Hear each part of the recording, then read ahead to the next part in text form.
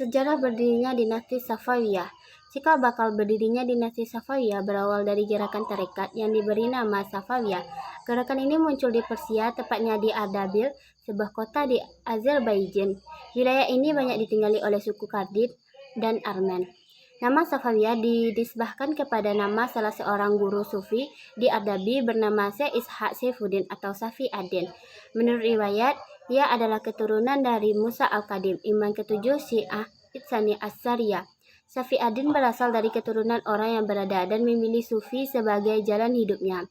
Gurunya bernama Syekh Tajuddin Ibrahim Zahid 1216 sampai 1301 Masehi, yang dikenal dengan julukan Zahid al-Gilani.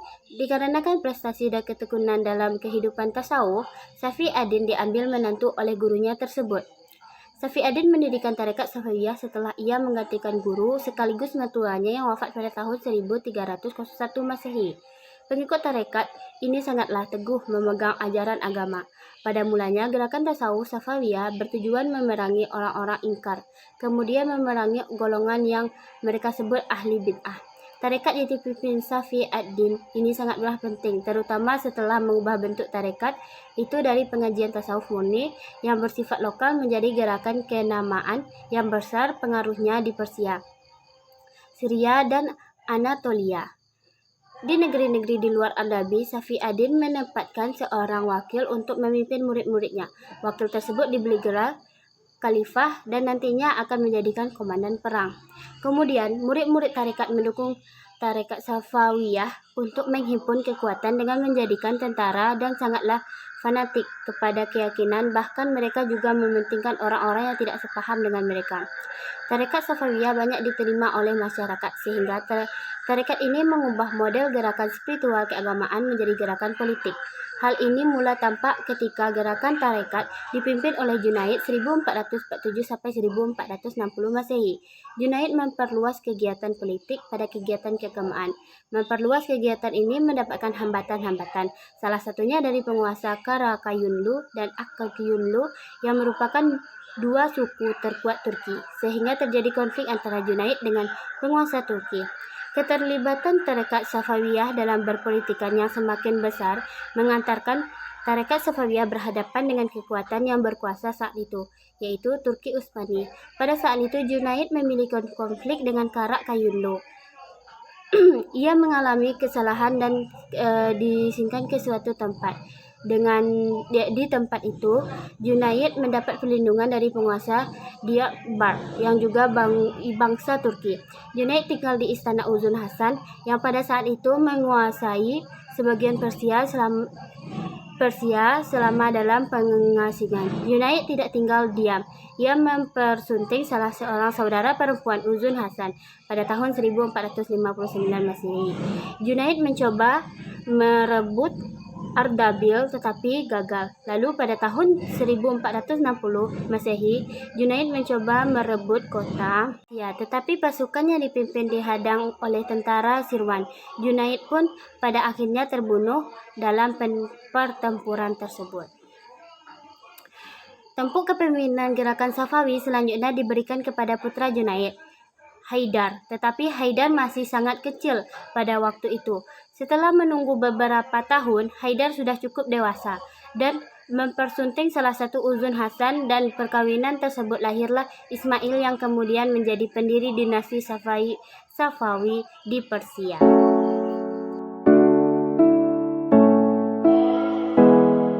Dan kemajuan dinasti Safawiyah. Pada saat Ismail I berkuasa selama kurang lebih dari 23 tahun, ia berhasil memperluas wilayah kekuasaannya. Ia juga dapat menghancurkan sisa-sisa kekuasaan Akkayunlu di Hamadan 1503 Masehi, menguasai provinsi Kaspia di Mazandaran Gurgan, dan Yezd pada tahun 1504 Masehi, Diyarbakir 1505 sampai 1507, Baghdad dan daerah barat daya Persia pada tahun 1508 Masehi, Sirwan 1509 Masehi, dan Khurasan pada tahun 1510 Masehi. Ismail I hanya memerlukan waktu selama 10 tahun untuk menguasai seluruh Persia. Ambisi politik mendorong Ismail I adalah untuk memperluas daerah kekuasaannya ke Turki Utsmani. Namun karena Turki Utsmani merupakan dinasti yang sangat kuat pada masa itu, akhirnya Ismail I mengalami kekalahan. Kekalahan itu meruntuhkan kebanggaan dan kepercayaan diri Ismail. Akibatnya kehidupannya menjadi berubah. Ismail I lebih suka berfoya-foya dan keadaan tersebut menimbulkan dampak negatif bagi dinasti Safawiyah, yaitu timbulnya perebutan kekuasaan antara pimpinan suku-suku Turki, pejabat-pejabat Persia dan Kizilbaz. Sepeninggalnya Ismail I, kekuasaan dinasti Safawiyah dilanjutkan oleh Tahmasp I 1524 sampai 1576 Masehi. Lalu setelah itu dilanjutkan oleh Ismail II 1576 sampai 1577 Masehi dan Muhammad Kubanda 1577 sampai 1587 Masehi. Namun pada pemerintahan ketiga Sultan dinasti Safawiyah mengalami kemunduran. Kemunduran tersebut berlangsung sampai pada akhirnya Abbas I naik tahta. Pada masa Abbas I, dinasti Safawiyah perlahan-lahan mengalami kemajuan. Langkah-langkah yang ditempuh Abbas I dalam memajukan dinasti Safawiyah diantaranya adalah: yang pertama, berusaha menghilangkan dominasi Kizilbaz atas dinasti Safawiyah dengan cara membentuk pasukan-pasukan baru yang anggotanya terdiri dari budak yang berasal dari tawanan-tawanan bangsa Georgia, Armenia, dan Circassia yang ada sejak pemerintahan Tahmasp I. Yang kedua, mengadakan perjanjian damai dengan Turki Utsmani. Di samping itu, Abbas I berjanji untuk tidak akan menghina 3 khalifah pertama dalam Islam, yaitu Abu Bakar, Umar bin Khattab, dan Utsman bin Affan, dan khutbah-khutbah Jumat sebagai jaminan atas syarat-syarat tersebut. Abbas I menyerahkan saudara sepupunya yaitu Haidar Mirza sebagai sandera di Istanbul. Setelah dinasti Safawiyah menjadi kuat kembali, Abbas I mulai melakukan ekspansi dan merebut kembali wilayah-wilayah kekuasaan yang telah hilang. Abbas I juga melakukan penyerangan kepada Turki Utsmani. Pada saat itu, Turki Utsmani di bawah kepemimpinan Sultan Muhammad II. Abbas I menyerang Turki Utsmani dan berhasil menaklukkan wilayah Tabriz, Sirwan, dan Baghdad.